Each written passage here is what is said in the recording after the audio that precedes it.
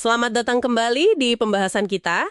Kali ini kita mau gali lebih dalam satu bab spesifik dari metode Silva Mind Control. Iya, bab 12 ya, yang judulnya Anda bisa mempraktikkan ESP. Betul, kita akan pakai bab itu sebagai sumber utama.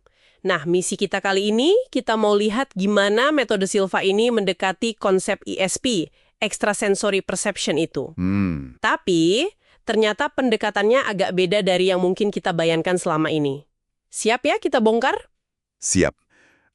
Yang menarik memang, metode Silva ini langsung ngasih definisi ulang soal ESP. Oh gitu, gimana tuh? Jadi, bukan dianggap sebagai persepsi ekstra indrawi, bukan sesuatu yang tambahan, atau di luar kebiasaan gitu. Oke. Tapi disebutnya proyeksi indrawi yang efektif. Atau kalau bahasa Inggrisnya, Effective Sensory Projection. Proyeksi indrawi yang efektif. Beda ya. Jadi maksudnya gimana tuh? Intinya sih, ini klaim bahwa kita sebenarnya pakai indera yang udah ada. Cuma, caranya lebih terarah, lebih disadari. Jadi bukan pasif menerima gitu. Bukan, justru ini tindakan aktif. Kita memproyeksikan kesadaran kita istilahnya.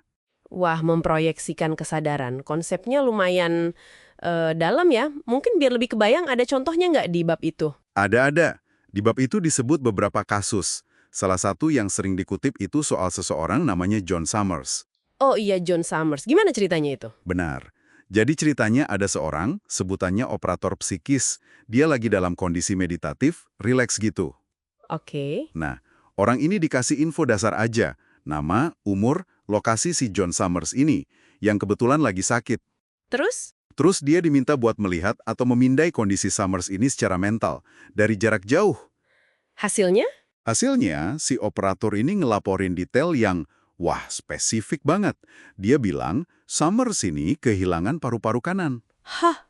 Serius? Iya, dan katanya ada bekas luka mastoid di belakang telinga.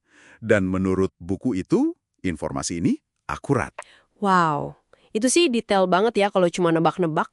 Terus gimana metode ini ngejelasin kok bisa gitu? Apa rahasianya? Nah, kuncinya itu, menurut metode Silva, ada di kondisi mental khusus, yang mereka sebut level alfa.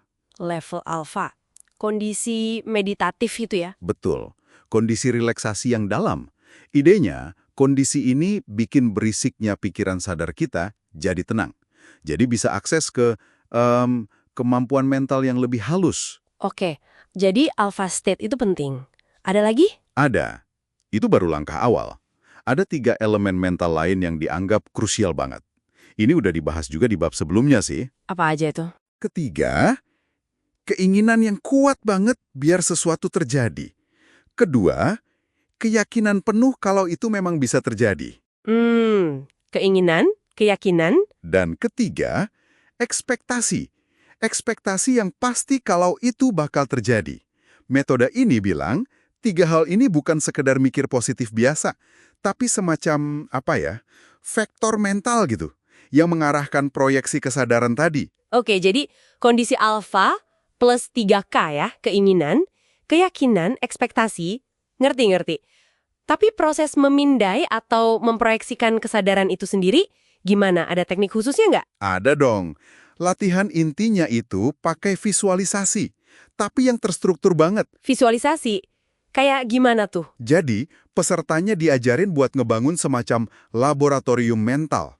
Laboratorium mental? Kedengarannya kayak di film fiksi ilmiah ya? Hahaha, iya sih. Tapi ini ruang imajiner pribadi gitu. Dibayangin sampai detail. Nah, di dalam lab mental ini, mereka ngebayangin ada 2 penasehat. Penasehat di dalam pikiran? Iya, 1 pria, 1 wanita. Waduh, penasehat imajiner. Ini nih bagian yang mungkin bikin orang agak gimana gitu ya. Fungsinya apa sih mereka itu? Cuma metafora aja atau gimana? Nah, itu pertanyaan bagus. Menurut Silva, penasehat ini fungsinya kayak representasi intuisi kita, atau sumber kebijaksanaan dari dalam diri. Oh, jadi alat bantu gitu ya? Iya, alat bantu visualisasi buat ngakses informasi atau solusi pas lagi ngerjain kasus di lab mental itu. Sebenarnya konsep ini ada miripnya juga sama ide lama, kayak daimonnya Socrates itu loh. Suara hati atau pemandu internal. Ah, Iya, paham. Jadi bukan entitas dari luar ya? Bukan, lebih ke alat fokus mental aja dalam konteks metode ini. Oke, jadi balik lagi ke praktek mengerjakan kasus kayak si John Summers tadi. Iya. Prosesnya berarti satu orang kasih info dasar. Iya, namanya psikoorientologis. Oke, psikoorientologis kasih info, terus si operator psikis masuk ke level alpha, masuk ke lab mentalnya. Mungkin ngobrol sama penasihat imajinernya itu, terus coba lihat atau rasain kondisi targetnya. Gitu ya alurnya? Tepat. Kurang lebih gitu proses yang digambarkan. Nah, keberhasilan yang berulang-ulang di kasus kayak John Summers inilah yang dipakai metode ini buat ngebangun elemen ketiga tadi. Ekspektasi itu ya? Betul.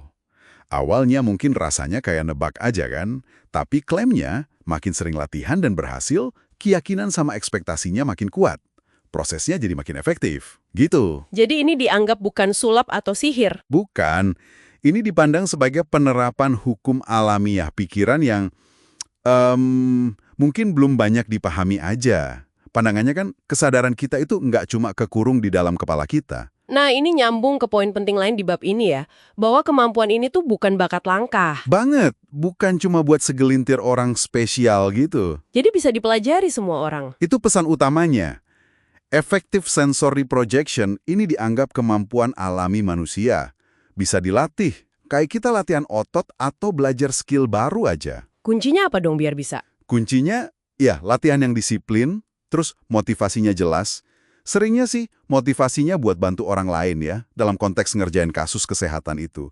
Dan yang penting, bangun kepercayaan sama prosesnya lewat pengalaman langsung. Jadi semacam upaya buat bikin ISP ini nggak terlalu mistis ya, dibawa ke ranah keterampilan. Ya, demistifikasi lah istilahnya. Oke deh, kalau gitu coba kita rangkum ya inti dari bab 12 ini buat teman-teman yang dengerin. Jadi, metode Silva ini punya pandangan unik soal ISP. Bukan indera keenam yang misterius. Tapi proyeksi indrawi yang efektif. Potensi mental yang bisa diasah. Caranya lewat meditasi atau kondisi alfa, terus pakai alat visualisasi kayak laboratorium mental dan penasihat imajiner itu. Ditambah praktek yang terstruktur, kayak mengerjakan kasus, yang klaimnya bisa buat akses informasi di luar jangkauan indera biasa. Kuncinya tadi di 3K, keinginan, keyakinan, dan ekspektasi. Betul. Dan ini tentu aja ya, ninggalin kita semua dengan satu pertanyaan buat direnungkan sendiri. Apa tuh? Ya, kalau kita coba terima dulu deh premis dari bab ini. Anggap aja kesadaran itu memang bisa diproyeksikan dan dilatih buat dapat info kayak gitu. Pertanyaan lanjutannya kan jadi, seberapa jauh sih potensi sebenarnya dari kemampuan ini? Wah, iya juga ya. Batasannya sampai mana gitu. Nah, itu satu. Terus, kalau kemampuan mental kayak gini bisa dikembangin, implikasi lainnya apa aja? Buat diri kita sendiri, atau mungkin buat kita semua secara kolektif. Sesuatu yang menarik buat dipikirin lebih jauh kayaknya.